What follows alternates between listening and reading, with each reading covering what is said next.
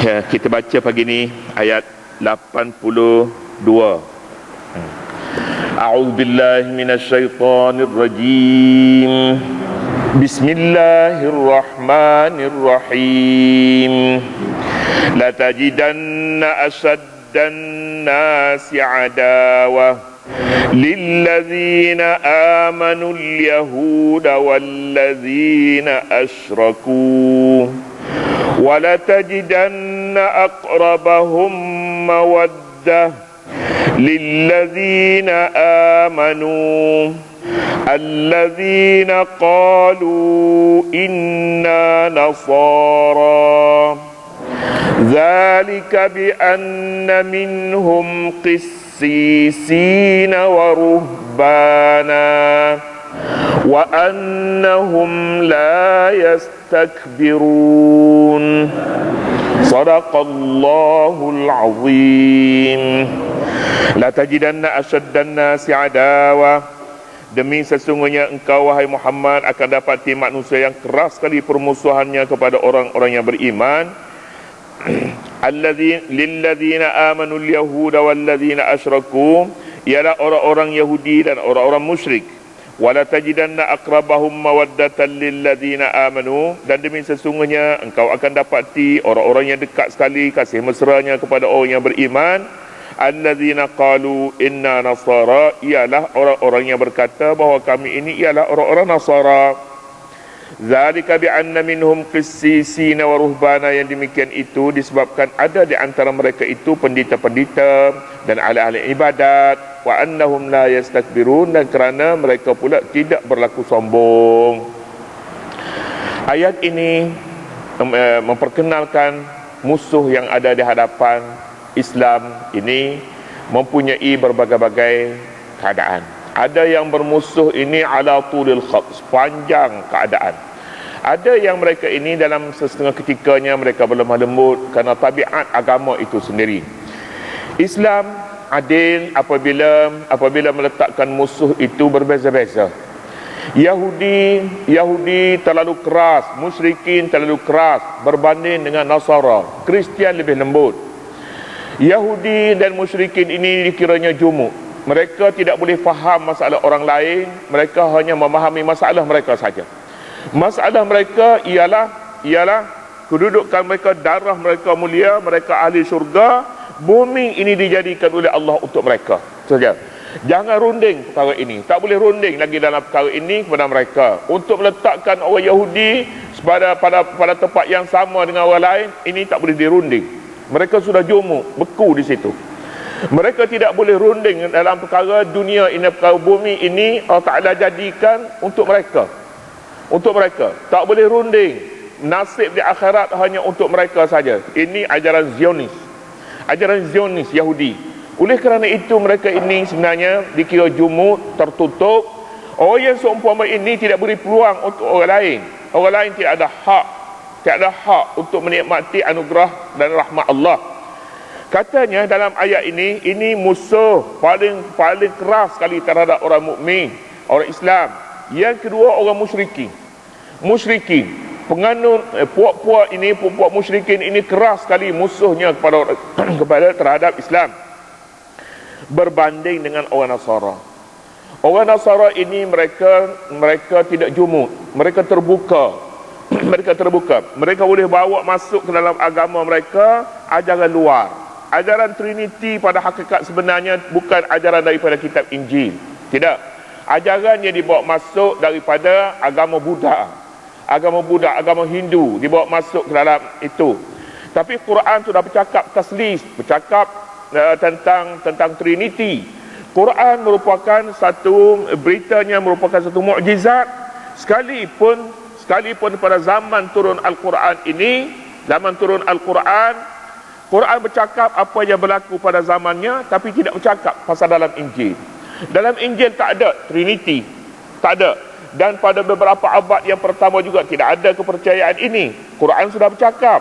Jadi kalau begitu Quran bercakap tentang sesuatu yang dia mengetahui, sesuatu yang tidak diketahui oleh Yahudi sendiri, iaitu perkara yang akan berlaku dalam agama Kristian tentang Trinity. tentang taslis. Yalah. Berbanding dengan dua kumpulan musuh. Satu kumpulan musuh yang boleh berunding, boleh bercakap, dengar apa yang datang daripada luar. Berbanding dengan musuh yang jumud dengan fahamannya, mereka tidak boleh terima sama sekali fahaman daripada luar. Mana yang lebih baik? Tentulah Nasara lebih baik. Tentulah agama yang terbuka ini lebih baik daripada satu fahaman yang beku dalam memahami masalah-masalah agama. Satu, masyarakat manusia yang ada agama sekalipun kafir lebih baik daripada tidak ada agama. Yang tak ada agama, musyrikin, ini tak ada agama ni. Dia kata agama, tapi agama ni sebenarnya dia ada mempunyai prinsip-prinsip cukup. Agama buatan manusia sendiri tidak disifatkan agama. Agama ini hanya 2-3 saja. Dan menurut Al-Quran boleh masuk lagi Majusi. Majusi ni masuk dalam agama.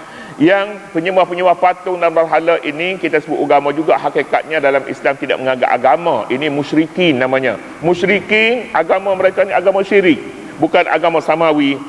Jadi berbanding dengan orang yang ada agama dan tak ada agama lebih baik. Di antara agama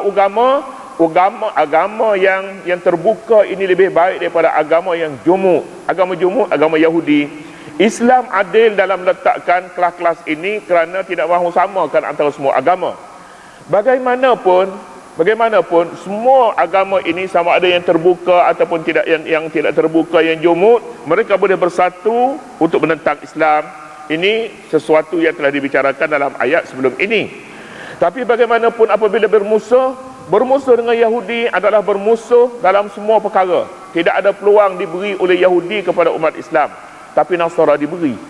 Nasara diberinya, ada tempat-tempatnya diberi peluang untuk orang Islam kerana mereka ingin berkongsi, dan akibat daripada fahaman mereka yang terbuka itu, mereka boleh memahami masalah orang lain. Katanya ayat ni, dia kata la tajidanna asyaddan nasi, hai Muhammad, kamu akan dapati sesungguhnya asyaddan nasi adawah, manusia yang paling keras sekali permusuhannya, lillazina amanu, kepada orang mukmin. Kamu akan dapati, hai Muhammad, siapakah orang yang paling keras sekali musuhnya terhadap Islam ini? Al-Yahud, orang Yahudi. Mengapa mereka musuh paling keras sekali?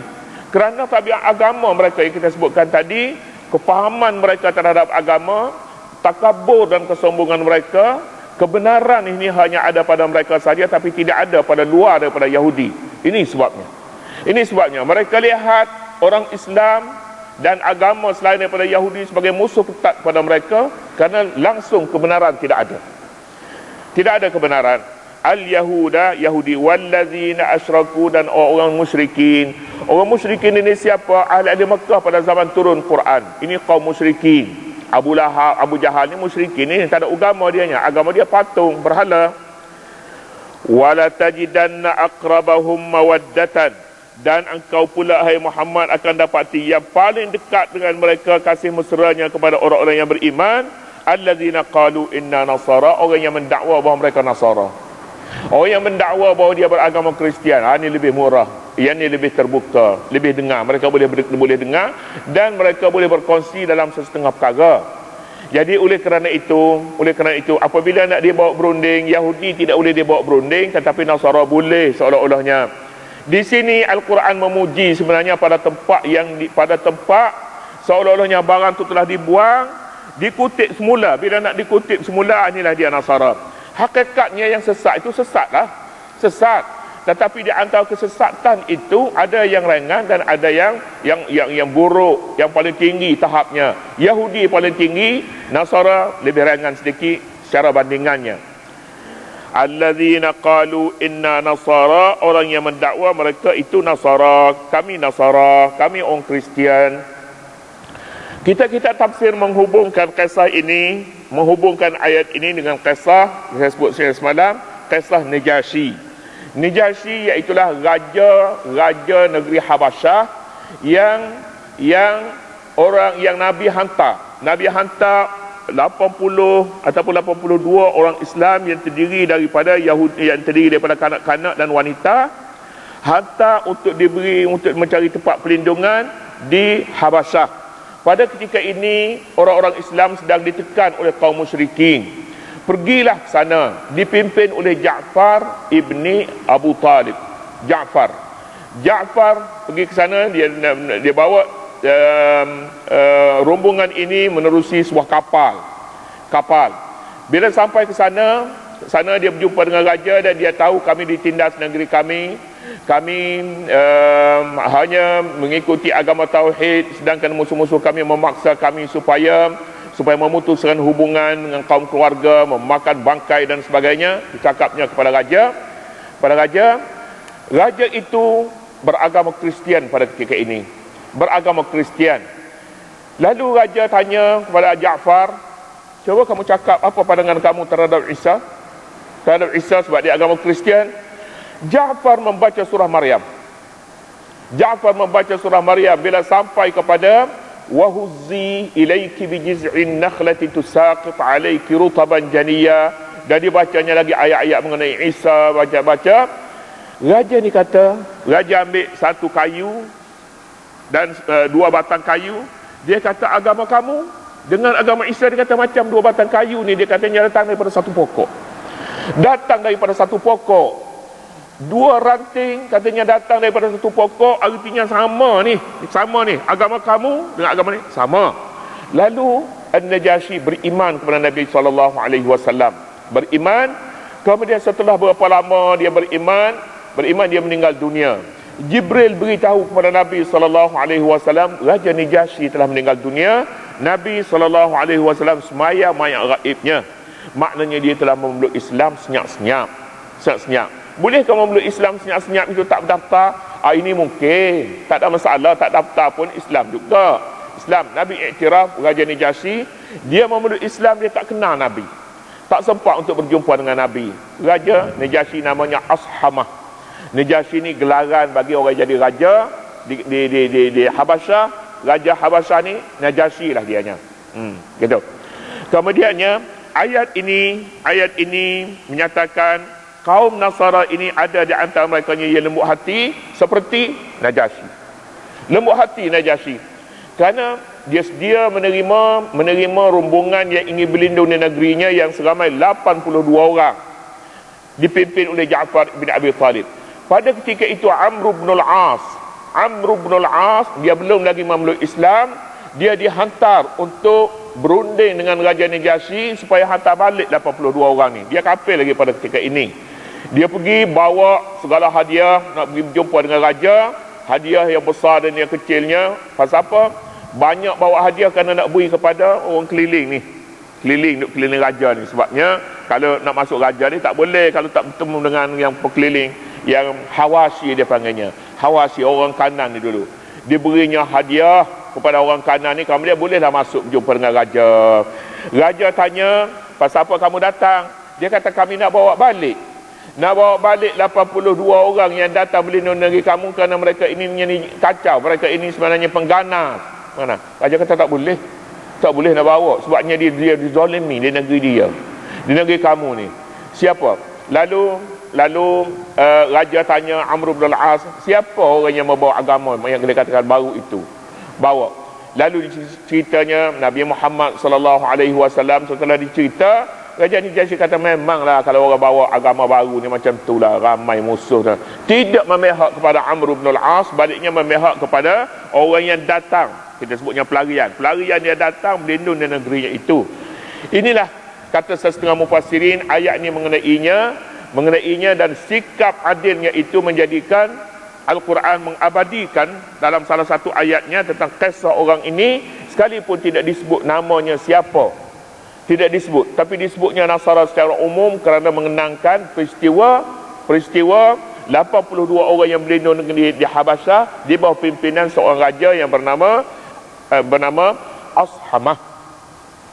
Wala tajidanna aqrabahum mawaddatan lilladzina amanu, dan anda akan dapat lihat orang yang paling dekat sekali kasih mesra kepada orang mukmin ialah orang mendakwa kami Nasara. Zalika bi anna minhum qissisina wa ruhbana, ini disebabkan di antara mereka orang Nasara itu ada pendeta-pendeta. Qissis maknanya pendeta. Mereka ini ada orang alim, orang yang berilmu. Orang yang ada ilmu ini lebih baik daripada yang tak ada ilmu tetapi jumu, mereka keras kepala.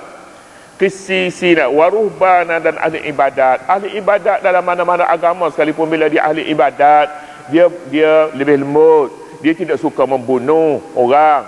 Yang kaki ibadat tak bunuh orang, yang kaki samsing ni bunuh orang. Orang semayang dia tak bunuh orang, yang tak semayang dia bunuh. Jadi ini di mana-mana pun, dalam mana-mana agama pun begitu. Quran meletakkan ahli ibadat menduduki tempat yang istimewa. Sebab itulah bila dalam perang umat Islam bila memerangi sesebuah negara musuh, dinasihatkan supaya jangan runtuh rumah ibadat. Rumah ibadat tak boleh diserang. Jangan bunuh orang yang sedang beribadat dalam gereja mereka. Tak boleh. Mengapa? Mereka ini sebenarnya tidak musuh.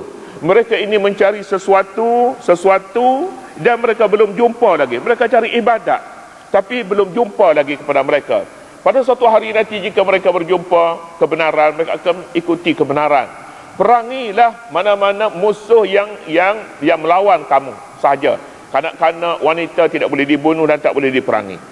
Zalika bi'anna minhum, kerana di antara Nasara itu ada qissis dan ada ruhban. Qissis maknanya pendeta, ruhban ahli ibadat. Wa annahum la yastakbirun, dan mereka pula tidak berlaku sombong, rendah diri. Orang rendah diri ni di mana-mana pun dia berada boleh didekati, tapi yang sombong tak boleh. Islam menilai satu sifat sekalipun ada pada orang kafir, maka dia baik, iaitulah sifat rendah diri. Takabur di mana-mana pun, takabur ini berada sekalipun berada di kalangan orang Islam, ini satu sifat yang buruk sama sekali. Buruk, tapi dia bukan segala-galanya menentu baik buruk seorang. Salah satu daripada cirinya ialah kesombongan adalah satu sifat yang buruk dan tidak membantu untuk kebahagiaan orang lain. Seterusnya, wa idza sami'u ma unzila ila rasul wallahu subhanahu wa ta'ala a'lam.